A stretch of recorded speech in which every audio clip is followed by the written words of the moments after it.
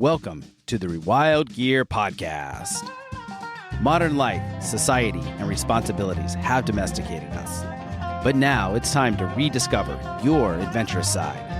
Whether that's camping, hiking, hunting, fishing, or just spending time in the great outdoors, this is the podcast for you. Join us as we get back to the wilderness and rewild.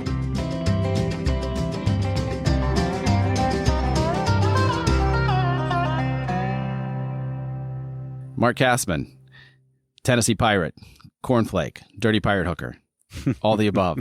Welcome to the Rewild Gear podcast. Hey, Seth. Great. Thank you so much for having me. This is a pleasure. Is it, though? Is it really a pleasure? Well, we'll see in about 30 minutes. Indeed. Mark, so we've been friends a long time, and we've gotten into a lot of trouble together, had a lot of adventures together. And, I had the pleasure of introducing you to hunting a little bit and helped you get your first deer last year. I want to hear about your experience there and, kind of what went through your mind. And, the whole point of this podcast is to help people to get back into nature and rediscover their inner wild side, whether that's hunting, camping, bushcrafting, survival, backpacking, whatever the case may be. But just getting back into nature, into the great outdoors, and really rediscovering, that lost part of us that we lost, that we all have inside of us, but we've kind of lost just because of life happening. Oh, absolutely. Yeah. I mean, I work in a cubicle most of the time, and getting out into the woods was a great experience. Thank you for the invitation. It was my first time hunting, and it was my first time to actually get a deer. So that was certainly a new experience. Eye-opening. I loved it. So let's dig into that a little bit. Tell me, what were your expectations going into hunting? Like, because that was kind of your first hunt, right? Yeah. So basically it was my first hunt, and I don't know. I thought everybody got all geared up in camo, and they went out at 2:00 in the morning and they sat there for hours. It was boring. It was worthless, but it was actually quite different from that. I was surprised. I loved it. It was early in the morning and it was a little chilly, but we all had the proper equipment. It was great. Got it. So when you're sitting there and you were in a blind or you were in a stand, where were you at on the property? I was in a ground blind. I'm a bigger guy, so I'm not too comfortable getting on the tree stands. So I was down on the ground, and it's a pretty big property, and we had a couple hunters on it, so we were all dispersed at a safe distance, and I was just listening for that telltale sign of dried leaves crackling under the weight of a deer walking through the forest. And so when you're listening to that, in the fall, in late fall, during the rut, because, we were hunting, this is early November of last year. And so part of the beauty of it, but also the difficult part, is when you're sitting there and your senses are so attuned to animals and hoping to hear a deer walking through. And I'm pretty sure you experience this as well. A lot of times you'll hear a noise and you think, oh my gosh, that's a deer. But in actuality, it's not a deer, is it? No, not at all. Buck fever has a certain way of convincing you that a half-pound squirrel is a 120-pound, 50-point buck. And so I went from a state of calm to nervous excitement, heart pounding, and I look over and it's a gray squirrel hopping through the forest. And it's never sounded so big, has it? It's never sounded so big. But you know what? It just build the excitement, because eventually that deer will come around. And in my case, it did. So what was it like when you actually did see a deer coming through? What was going through your mind? What emotions were you experiencing? And so this trip was actually interesting because I saw two deer in my scope. The first one, somebody had fired somewhere else on the property, and that deer ran all the way over through the forest over to my side. And I saw it, and I thought I would be able to take a shot at it. So I got eyes on it. I looked at it. It was a little smaller than what I wanted to bring home. but I still, was gunning to get my first one. So I sighted in.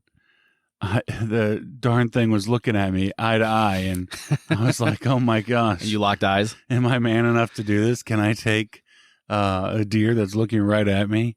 Well, it turns out I was man enough to pull the trigger, but I wasn't skilled enough to be on target. So it was about 120 yards out, and I wasn't too confident with the rifle that I had, and it was my first time taking out the rifle, So, but you had sighted the gun in before. I did hunting. sight it in, but needless to say, I missed, and Bambi's older brother took off running and got away from me. But after a few more squirrels later, the big buck came through, and this one, it was so close to me. You didn't need a scope. You didn't need binoculars. Again, eye to eye, and my heart was pounding. After the first one, I felt discouraged, like I wasn't going to get it. And then here stood a beautiful buck, antlered. I think it was 6 points. So I sighted in. I had my crosshairs in place, and I took the shot. And it didn't go down immediately, but it was a good hit, and it probably went maybe 100 yards, and I was able to track the blood, which was interesting first experience. So I tracked it through the trail of its blood, and came up on it, and had the next experience of field dressing it. Super. And so field dressing, if you're doing that for the first time, and knowing you probably watched about 3,200 videos on YouTube about how to dress the deer out. And so how was that experience for you? Yeah, I did actually. It was, a lot of YouTube University on field dressing a deer, and gosh, 3,200 videos later, and I still feel like I could have used a bit more practice. But doing it, watching somebody else do it on YouTube is a heck of a lot different when you're the guy making the cut in real life. So that was a great experience. It took me from, my house behind the computer screen out into it in the real wild. Hands bloody, heart pounding. It was great. Got it. Yeah, no, that's a great story just as far as your first time. And after harvesting your first deer, what was your connection like with nature, with animals themselves? Because I feel like a lot of people that they're not hunters, and the idea of killing an animal is foreign to them, because we become so disconnected with our food, where it comes from, and realizing no matter the meat we eat, whether that's venison or beef or pork or chicken or what have you, we're not really seeing that process, because obviously an animal has to die in order to eat the meat. And so that's happened for ever since humans have walked the earth, right? But having that experience, how did that change you or your thought process when it comes to the food supply and the food that you're consuming, whether that's at home or a restaurant or wherever? I don't know if other people feel this way, but for me, I felt oddly gratitude.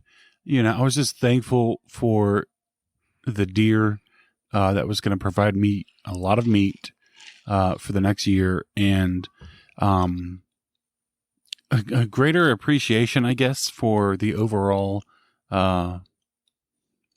ecosystem, the environment, how I treat the environment, and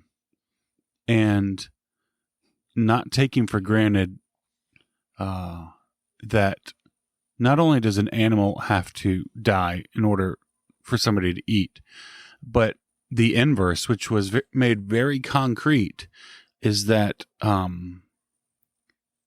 somebody has to make that animal die.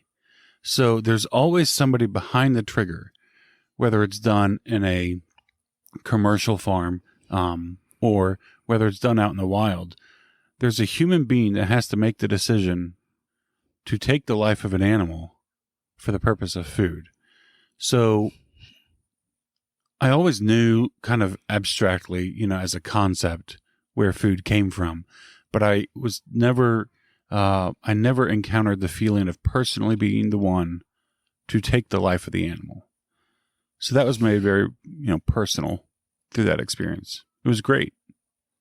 Got it. And would you consider yourself an outdoorsman?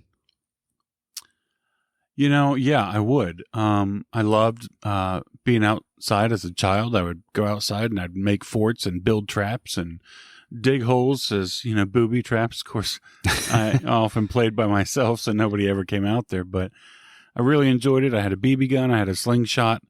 I would try to get a squirrel or a rabbit every now and then, but, then I grew up. I got responsibilities. I had a job, and it really put a lot of distance between me and the woods. So lately, reconnecting, going out there, and, I really can resonate with your idea of rewilding and reconnecting to the wild in a unique way. And, because of you and your great property out there, I was able to do it that weekend.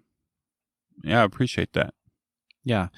So when it comes to the great outdoors and, spending more time out there, some like us, we enjoy hunting, right? Also enjoy camping. And I know you're also really interested in bushcrafting and the survival side of things. So when it comes to those, which is your favorite part?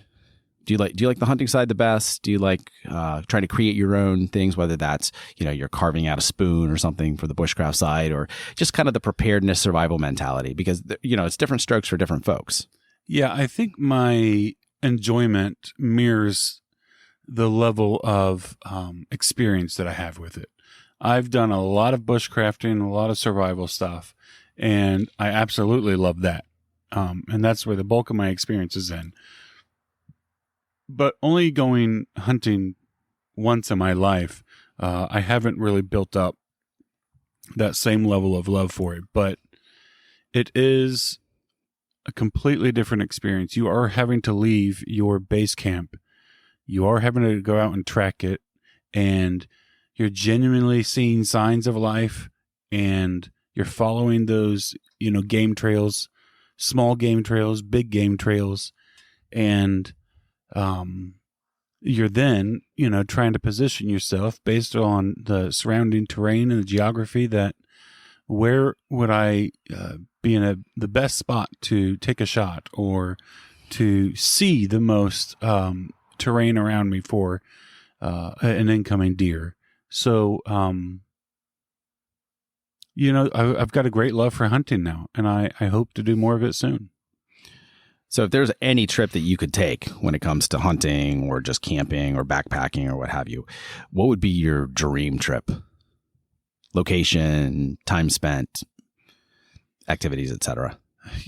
I've spent most of my life east of the Mississippi River, and so I feel like I'm pretty familiar with that landscape. But there's still a part of the United States that's wild, and that's out west. Mm-hmm.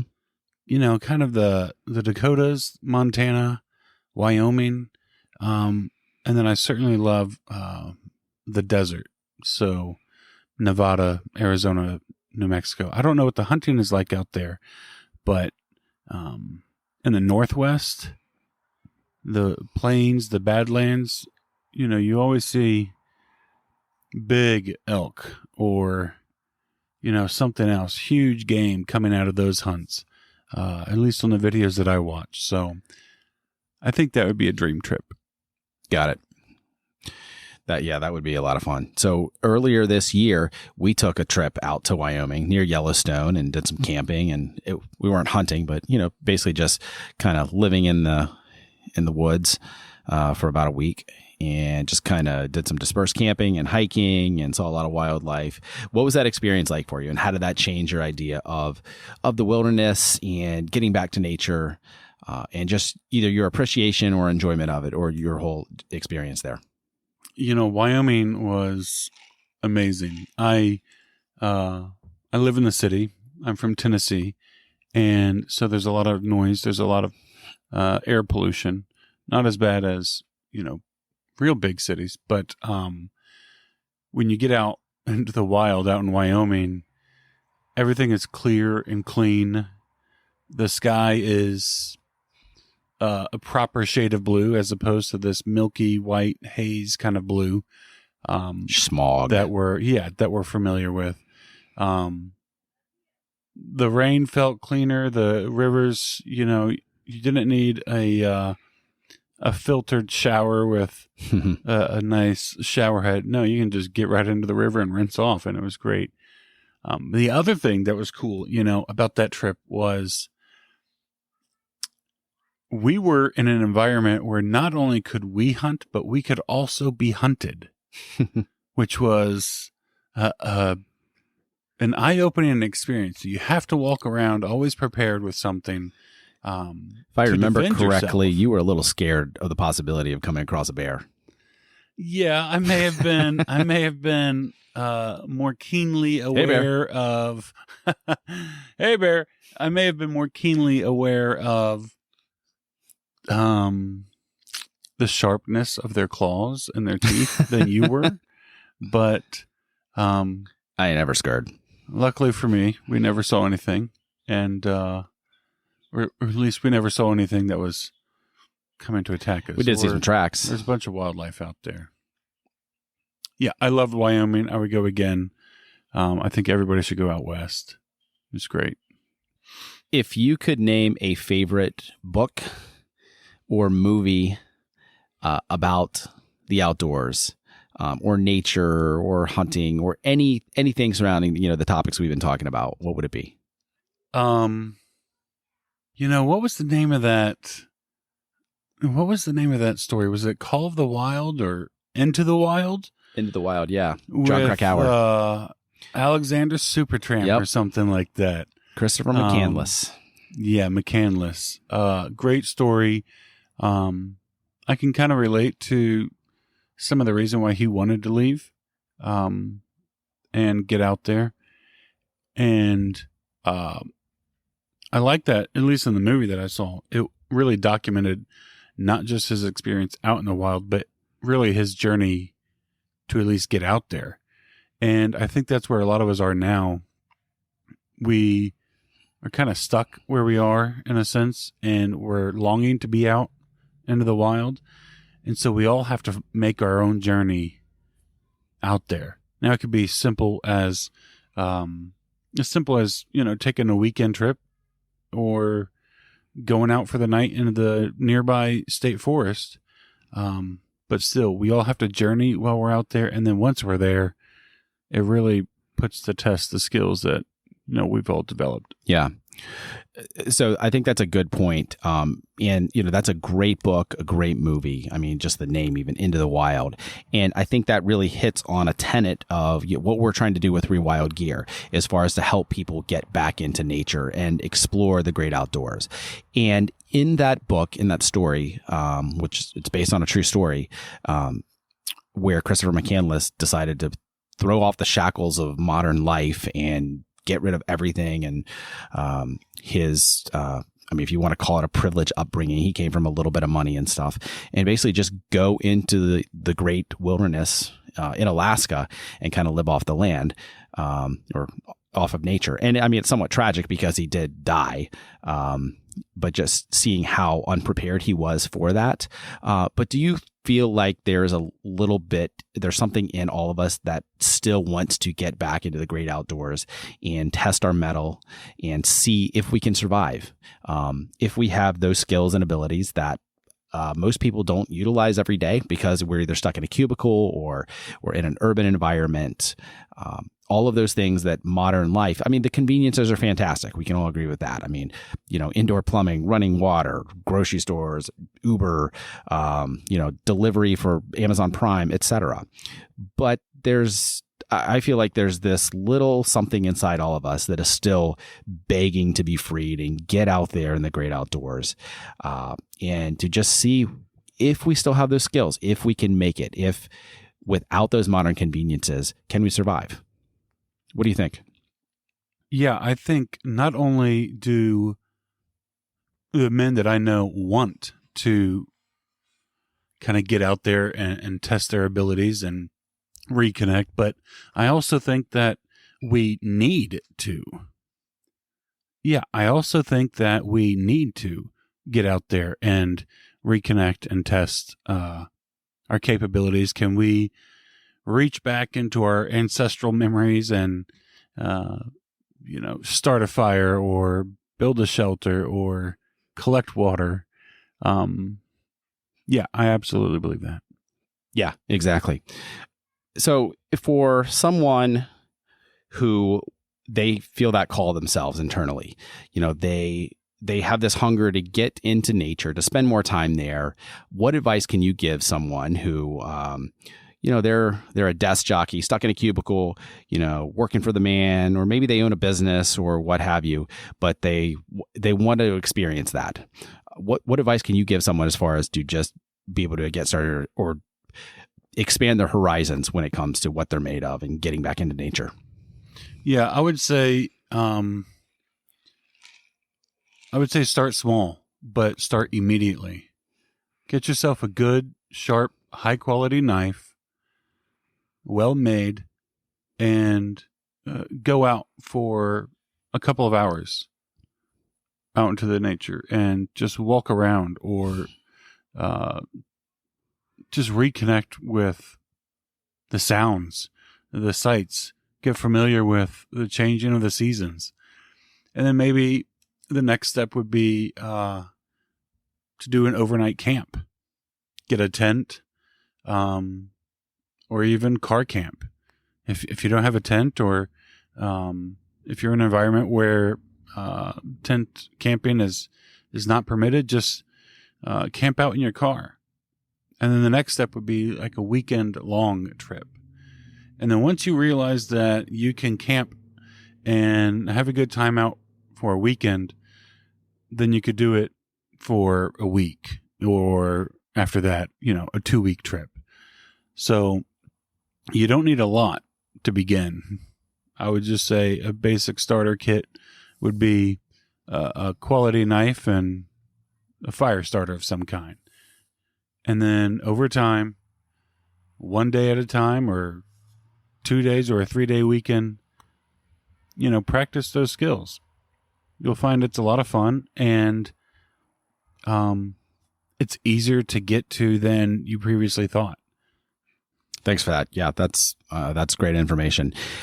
And is there any other equipment or gear that you think is essential, at least for you?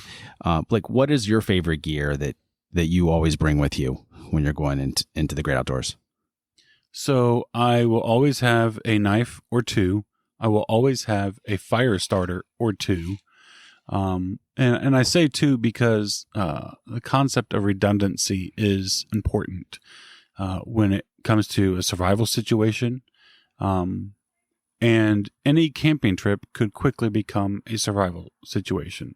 So you could be out hiking and you are a mile away from your camp now, and you fall down a rocky ravine, and it may only have been, a 12-foot drop, but you've now twisted your ankle, you've broken your leg or something, and there's nobody out there to come get you. Your cell phone doesn't work anymore, so you've got to make a fire. Well, at least you've got a lighter, and then maybe flint and steel, some, quality, reliable fire starter, and you can keep yourself warm throughout the night. You can make a fire. You can cut wood with your, a good sharp knife. So I wouldn't go out into the woods without that for any length of time. But then, of course, you got to have a clean canteen of some sort for water. You'll need to keep hydrated out there. And then the next level would be to bring out your own shelter. Bushcrafting will teach you how to build a shelter out of the materials around you. But for a beginner, and just for convenience for anybody, even if you're an expert, going out there with your own shelter is advisable. Yeah, no, that's great advice, I think. So, Mark, you run a couple businesses, as well as have a full-time job. Tell us a little bit about some of the nature side as we get some background noise here. We're recording this outside, so in nature. Yeah, you might hear a dog or a bird or in something. an urban nature environment. We record when we can, right? Yeah. But let's hear about the Tennessee Pirate, kind of what you do with that and how that plays into what we've been talking about as well. So Tennessee Pirate is boating and camping. So it's sort of outdoor adventures with a little bit of humor thrown in there because... Just a little? I am a larger man. Let's just say I'm fat and I'm in a small little boat. So you're a fat guy in a little boat. So that in itself provides a lot of humor, but I also try to show, not intentionally, it's just that the camera's rolling when it happens, but I try to show realism in that sometimes the boat will deflate if you're an inflatable boat, which I am often in Tennessee Pirate. Or the motor that you have will die, and now you're stranded out in the middle of the lake in Tennessee, and you've got to now paddle your way back in. So, yeah, TennesseePirate.com.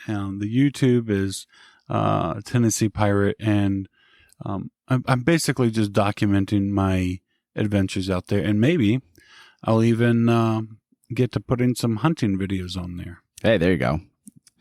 Sounds like a great idea.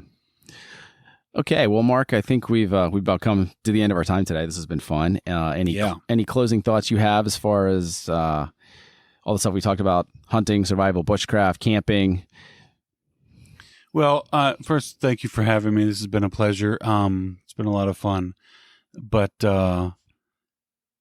I think every man, a lot of women as well. This is not just for men, but I think everybody wants to, at least subconsciously, they want to reconnect. And so I would say there's no reason to delay that. Just do it now. Get a couple of good pieces of equipment. Again, just a quality knife and a fire starter, and you could go out and have a great time. I've enjoyed it. I hope to do a lot more of it soon. And hope to see you guys out there as well. Super. And where can people find you online if they want to look into what you're doing? The easiest way to contact me would be through TennesseePirate.com. Send me an email out there. Super. Thanks, Mark. Thank you. Thanks for listening to the Rewild Gear podcast. You can check out the show notes for today's episode at rewildgearpodcast.com. If you're ready to spend more time in the wild, our line of high-quality, minimalistic outdoor gear can help you do just that. Check us out at rewildgear.com.